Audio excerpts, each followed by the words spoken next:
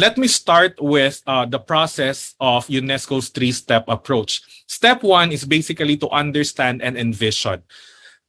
Second step is to decide and design. And the step number three is to enable and execute. Now, let us dig deeper into the different steps. The first one is to understand and envision. What do we mean by understand and envision? The first really is, it's very design thinking, understanding the needs. So we have to assess the needs and capabilities of the whole school community. When we say the whole school community, we're not just looking into the capacity of the school. We're also the most important consideration is we look at the needs of our learners, the context. So the first thing that you need to do is to understand what really is hybrid learning or HyFlex learning. So that's the goal today. We are starting with that. But after understanding, we now go with what we call as the needs assessment. So we look at students' needs and at the same time context. Remember when we 2 years ago we also did a webinar series on online distance learning, and I do remember that when we emphasized that you can only create your own distance learning continuity program if you know the needs and the context of your students, so that your response matches the needs of the students. So for example, you cannot design a hybrid learning program. You cannot have a well-designed hybrid learning program if 80% of your students do not have access to internet. It's very impossible. So you cannot have a pure technology-focused hybrid learning program. So what do you do with it? Are you going to do hybrid or are you going to do HyFlex? So understand the needs of the students, at the same time, their accessibility to the basic infrastructure, the same thing that we have done when we started remote learning. Of course, not just students' needs. We also look at teacher capacity. When we say teacher capacity, how well are the teachers familiar with teaching online and on-site or offline at the same time?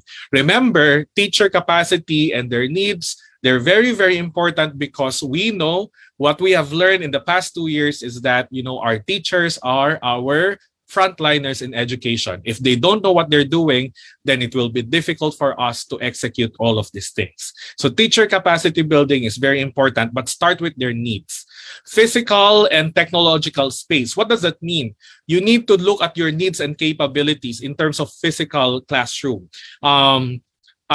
Do you have a very good internet bandwidth connection, or it's a strength or the reliability good?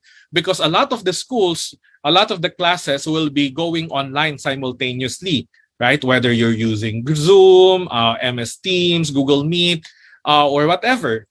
Because we know that video conferencing takes a lot of bandwidth, internet bandwidth.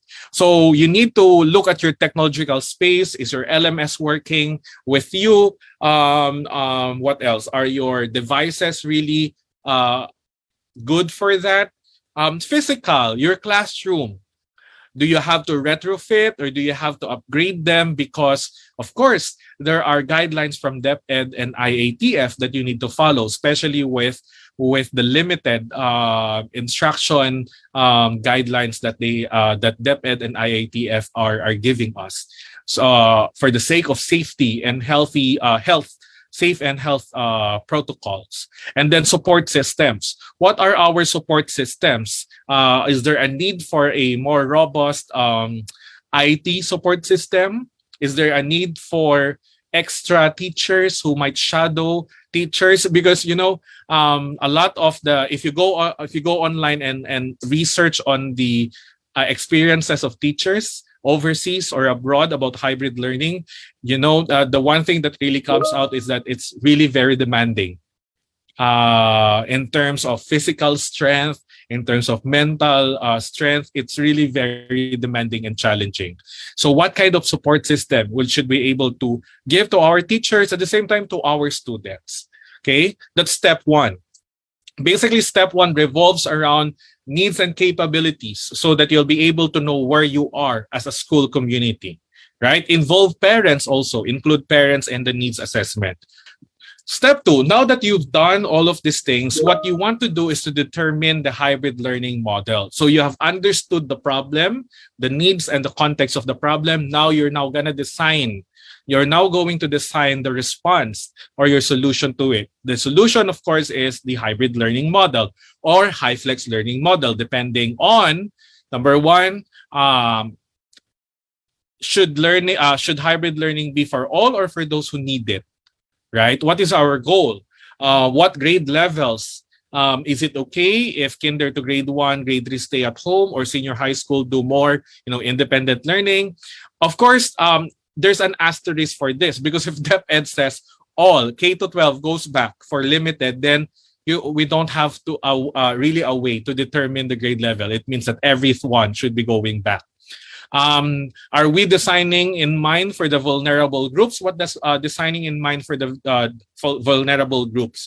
Do we prioritize students to go to on-site learning for support, learning support, instruction support, especially for students who might be failing, who might not have enough support system at home, where they don't have an adult learning manager, or maybe students who have, challenges in terms of mental well-being or catching up with the lesson. So those are the vulnerable groups that we want to prioritize. Are they part of the design? Are they part of the conversation that is happening? Or are we just very focused on the general student population? Most of the time, to have a better model, a learning model, we have to design in our mind and for the vulnerable groups, considering that they might need more help from the school, from the teachers. And of course, you have to decide how to roll out the program. How do you now plan to roll out it? Is it immediately at the beginning of the school year, everyone's going back, or is there a step-by-step process? Is there a pilot? Is there a simulation process so that you get to test everything? So that's what DepEd actually has in mind when we say rolling out of the program. We don't immediately roll out the program. We might start with some pilot or simulation, and then at the same time, we need to be able to adjust everything according to our initial rollout. And then, of course, this leads us to step number 3. Step number 3 is enabling and executing the learning program. We now have to operationalize everything. A lot of this are very, focused on a committee or a group that plans for everything. But I think it's very important that all teachers should understand this, because you should be part of the planning itself. It will be very, very difficult if the planning is just from top to bottom. Everything is just, being given top-down approach. You're just being given everything that you need to do.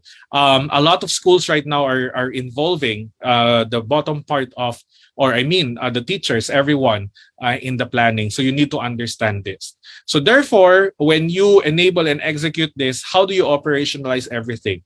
Which subjects need to be taught in hybrid learning, or which of this subject or learning activity should be carried out in person or on site, right? Remember that even in DepEd guidelines, schools are only allowed to do half-day in-person learning, right? So given this half-day in-person learning, we cannot fit every subject. So which is the priority subject that needs to be done in person? For example, subjects that use laboratories, or how do you call that, manipulatives, whose equipment are only present in school. So what do you do with them, right? If this is the goal, should you prioritize these subjects to be in person? I don't really know. It really depends on the goal or vision of the school.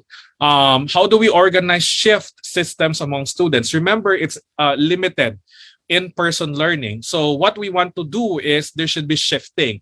So depending also on the population of the school, if there's no enough classroom, hybrid classroom that was set up, how do we now do the shifting?